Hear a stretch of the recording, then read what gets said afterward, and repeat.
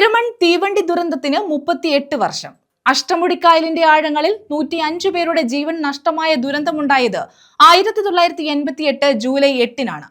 കായലിന്റെ അഗാധതയിൽ ആണ്ടുപോയവരെ ഓർമ്മിക്കാൻ ഓർമ്മദിനത്തിൽ സ്മൃതി മണ്ഡപത്തിൽ മരിച്ചവരുടെ ബന്ധുക്കളും രക്ഷാപ്രവർത്തകരും ഉൾപ്പെടെ ഒത്തുചേരും.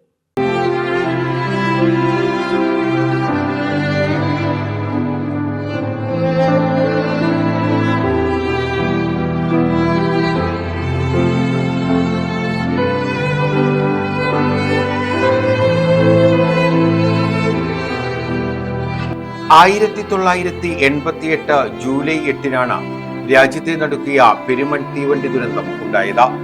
ബാംഗ്ലൂരിൽ നിന്നും കന്യാകുമാരിയിലേക്ക് പോയ ഐലൻഡ് എക്സ്പ്രസിന്റെ 10 ബോഗികളാണ് അഷ്ടമുടിയുടെ ആഴങ്ങളിലേക്ക് പതിച്ചത്. 105 പേർ അപകടത്തിൽ മരിച്ചു, നിരവധി പേർക്ക് പരിക്കേറ്റു.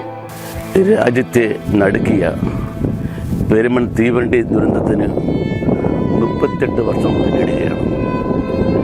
ബാംഗ്ലൂരിൽ നിന്നും തിരുവനന്തപുരത്തേക്ക് പോയ ഐലൻഡ് എക്സ്പ്രസ് ആണ് അപകടത്തിൽപ്പെട്ടത്. അന്ന് 105 പേർ മരിക്കുകയും അനേകം പേർക്ക് പരിക്കേൽക്കുകയും ചെയ്തു.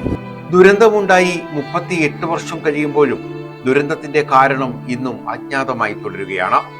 അന്വേഷണ കമ്മീഷൻ കണ്ടെത്തിയത് ടൊർണാഡോ എന്ന ചുഴലിക്കാറ്റാണ് അപകടം വിതച്ചതെന്നാണ്.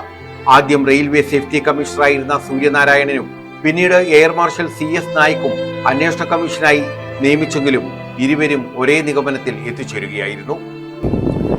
ഈ ദുരന്തത്തിന്റെ യഥാർത്ഥ കാരണം ഇന്നേ വരെ കണ്ടുപിടിക്കാൻ കഴിഞ്ഞിട്ടില്ല. അന്ന് ആദ്യം ഒരു റെയിൽവേ സേഫ്റ്റി കമ്മീഷണർ സൂര്യനാരായണൻ വന്നു. അദ്ദേഹം ഒരു അന്വേഷണം നടത്തി. അപ്പോൾ ആദ്യത്തെ പ്രാഥമിക അന്വേഷണത്തിൽ അദ്ദേഹം പറഞ്ഞു റെയിൽവേ ജീവനക്കാരുടെ അനാസ്ഥ കൊണ്ടാണ് ഈ പെരുമൺ ദുരന്തം നടന്നത് എന്ന് പറഞ്ഞു. എന്ന് തന്നെയും അന്തിമ റിപ്പോർട്ടിൽ കേട്ടുകേൾവി പോലും ഇല്ലാത്ത ടൊർണാഡോ അഥവാ ചുഴലിക്കാറ്റ് പഴിചാരി അദ്ദേഹം പിന്മുറയിടുകയും ചെയ്തത്. ജനരോഷം ഉയർന്നപ്പോൾ കേന്ദ്ര ഗവൺമെൻറ് വീണ്ടും ഒരു അന്വേഷണ കമ്മീഷനെ നിയമിച്ചു. Retired air marshal CS Naik അദ്ദേഹവും റെയിൽവേയുടെ മുഖം രക്ഷിക്കുന്നതിന് വേണ്ടി ടൊർണാഡോ ആണ് യഥാർത്ഥ കാരണം എന്ന് പറഞ്ഞ് പിന്മാറുകയാണ് ചെയ്തത്. വാസ്തവത്തിൽ അന്ന് പെരുമൺ കായലിൽ ഒത്തിരി മത്സ്യത്തൊഴിലാളികൾ ജോലി ചെയ്തിരുന്നു, പണിയെടുത്തിരുന്നു. ഈ മണൽ വാരൽ തൊഴിലാളികളുണ്ടായിരുന്നു. ഈ കയർ നിരിക്കുന്ന തൊഴിലാളികൾ ഇവിടെ ജോലി ചെയ്തിരുന്നു. അവിടെ ഒന്നും ഒരു ചകിരിനാര് പോലും ഈ കൊടുങ്കാറ്റിൽ പറന്നില്ല. ഒരു മത്സ്യബന്ധന വള്ളങ്ങളൊന്നും മറിഞ്ഞില്ല. ഈ ട്രെയിൻ ടൺ കണക്കിന് ഭാരമുള്ള ഈ ഐലൻഡ് എക്സ്പ്രസിൻ്റെ 10 ബോഗികൾ മാത്രം അട്ടമടിക്കായലിൽ മറിച്ചിട്ടു. വിരോധാഭാസി 8 കഥകളെ പോലും വെല്ലുന്ന ഒരു കഥയാണ് ഈ സൂര്യനാരായണനും CS നായിക്കും ഇവിടെ സമർപ്പിച്ചത്. പ്രദേശവാസികളും സന്നദ്ധ സംഘടനകളും ജീവൻ പണയം വെച്ച് നടത്തിയ രക്ഷാപ്രവർത്തനത്തിലാണ് അപകടത്തിൽപ്പെട്ട നിരവധി പേരെ രക്ഷപ്പെടുത്തിയത്. പെരുമൺ പാലത്തിന് സമീപം നിർമ്മിച്ച സ്മൃതി മണ്ഡപത്തിൽ വിവിധ സംഘടനകളുടെയും അനുസ്മരണ കമ്മിറ്റിയുടെയും നേതൃത്വത്തിൽ എല്ലാ വർഷവും പുഷ്പാർച്ചനയും അനുസ്മരണ സമ്മേളനവും നടത്തും. മരിച്ചവരുടെ ബന്ധുക്കളും രക്ഷാപ്രവർത്തനത്തിൽ പങ്കെടുത്തവരും അപകടം സംഭവിച്ചവരുമെല്ലാം ഓർമ്മ ദിവസം സ്മൃതി മണ്ഡപത്തിൽ ഒത്തുചേരും.